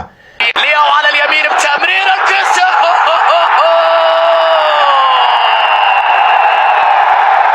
روسونيري كامبيوني دي إيطاليا الثالث للميلان 35 دقيقة انتهى كل شيء يا جماعة روعة الثالث الميلان روعة كرة القدم الإيطالية روسونيري كامبيوني دي إيطاليا ميلان بطل إيطاليا الميلان يتوج باللقب مبروك يا أنصار ميلان في كل مكان مبروك يا بيولي مبروك لنجوم الفريق أنصار ميلان تحتفل بهذه البطولة. مبروك لهذا الجيل الرائع من اللاعبين. وحورنا 35 دقيقة انتهى كل شيء. ميلان كامبيوني دي إيطاليا بورنا 5 دقيقة أي واحد ولي بكل مادين ميلان وشامبيون كإيطاليانيا. والله تشريد عايقة كعلي ردن قارب إيسمينيسي كبدا عقتو وكومبيتيشن ومنافسة وإسحمين وإن ليس عريو وإن ليس كبوقو وإن ليس كقيليو وإن محام كرادية كوحدة هذا لقب بديا وإن يبديسا مركز ردن سميسا هذا دون يسعد مرول ببديسا إسكا داوا مسلسلة يو فيلم ده هندية أكتر كامرول ببديا كبدا عقتو أكتر قارة ماله أكتر ربضان بين لادي هبين بميد بأفكار دولك الله درا ده تناك كلا لغو أرياه أو لغو قصلا كبدا عقتو وكومبيتيشن waxay dhadhan ku leedahay waa in kooxda aad taageersan tahay laga badiyaa ay badisaa dabeetana si ay dhadhan